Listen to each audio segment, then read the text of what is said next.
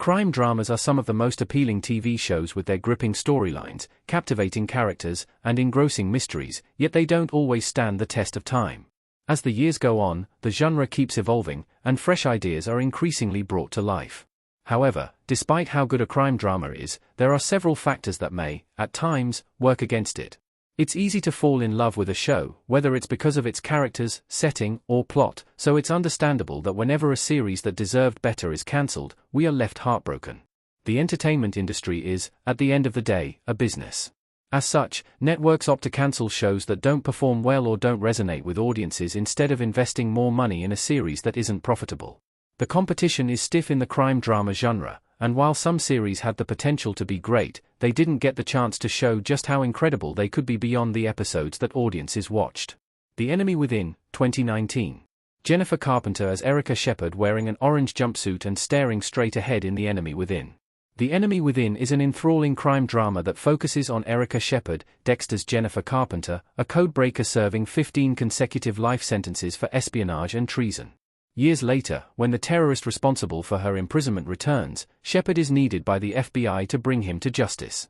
The Enemy Within only lasted for one season, which was a shame because it had so much more to give. As seen by the Blacklist success, TV shows that have a similar concept have the potential for longevity as each new season could include an engrossing premise. The show's unfinished status still stings 6 years after its cancellation, particularly because there are other areas that could have been developed in terms of its main character. Shepard is the glue that held the show together, and it's unfortunate that we didn't get to see who she would have become and the cases she would have been involved in had the show continued. Limitless, 2015 to 2016. Brian Finch making a pinching motion with his fingers in Limitless. Limitless was a unique series that added a spin to law enforcement stories, but it only ran for one season and was cancelled due to low ratings.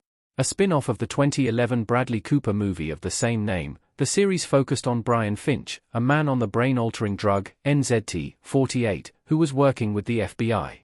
The series did an amazing job of creating an intense atmosphere while also placing its characters at the center of its story. Unfortunately, we'll probably never get a chance to understand Finch's motivation for what he does, nor see how Carpenter and McDormand's relationship evolves. Prodigal Son, 2019 to 2021. Michael Sheen smiling wistfully in Prodigal Son. Prodigal Son's premise of a police officer working with a criminal is by no means new. However, there was an added element of uniqueness to the crime drama, as it centered on a son who was in law enforcement and his father, a convicted serial killer, collaborating in order to catch a criminal. The crime drama aired for 2 seasons before it was cut short, leaving a lot of areas unexplored. Martin and Malcolm's dynamic was one of the most intriguing parts of Prodigal Son, but it was left hanging, so questions about whether the father and son duo would have mended their relationship still remain. Lie to Me, 2009 to 2011. Dr. Lightman sitting in Lie to Me. With the sheer volume of crime dramas that are available, it's essential that any new addition to the genre finds a way to stand out, and Lie to Me did that. However, that wasn't enough for the series to move past its 3 seasons. The crime drama focuses on Dr. Lightman, a scientist specializing in studying the behaviors of criminals. Because of his skill set, Dr. Lightman and his team worked closely with law enforcement agencies. Lie to Me is a procedural drama, so it employed a formulaic approach. However, it could have gone beyond its narrative structure and ventured more into developing its other characters, besides the show's protagonist. Profit, 1996. Jim Profit posing in Profit. Released in 1996, Profit is a TV show that was considered, and still so, as a series that was way ahead of its time. So the fact that it was put on the chopping block came as a complete shock to audiences and critics, who praised it for its creativity and character-driven narrative. Centering on Jim Profit, the series sees the title character being involved in actions that are far from right while working at Grayson and Grayson. But it's because of his warped sense of morality that Profit worked, as he was one of the few morally grey characters on TV during that time. The crime drama did a great job of fleshing out its protagonist, but it could be argued that the title character had more to give and there were endless opportunities for the story to take shape. Adrian Pardar was absolutely brilliant as Profit, and he deserved a chance to continue shining. Jet, 2019.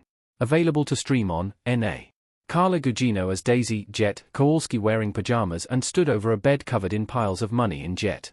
Jet is one of the most disappointing TV cancellations of the 2010s, and anyone who's had a chance to watch the series understands why. With a cast that includes Breaking Bad's Giancarlo Esposito, Jet had the potential to reinvent the crime drama genre had it not run into a few roadblocks. Jet's road to cancellation is fascinating, because the show wasn't initially axed.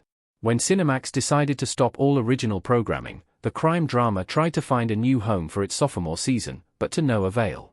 Given that Jet had complex characters with compelling stories, there was an opportunity to delve further into their psyche, but unfortunately, that didn't happen. Fastlane, 2002 to 2003. The cast of Fastlane posing. While crime dramas sometimes focus on the good side of law enforcement, Fastlane does the opposite. The series sees Donovan Ray and Deacon Hales, two corrupt law enforcement officers with a habit of keeping things they seize from criminals. Fastlane has 22 episodes, which cover a lot of ground. However, the fact that it didn't get a proper ending left a lot of questions unanswered, such as whether Donovan and Deacon's criminal activities would have come to light. Although Fastlane has some cliffhanger, it's worth watching if you love gritty crime dramas with morally grey characters. Magic City, 2012 to 2013. Jeffrey Dean Morgan as Ike Evans in Magic City. When Magic City aired in 2012, it didn't hit home with a lot of people, so its low ratings and less than stellar reviews led to its cancellation. However, that doesn't necessarily mean that it was an altogether terrible series.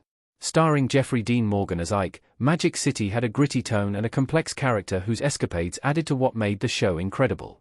The show wasn't perfect, as there are some aspects, such as the show's pacing, that could have been better expected.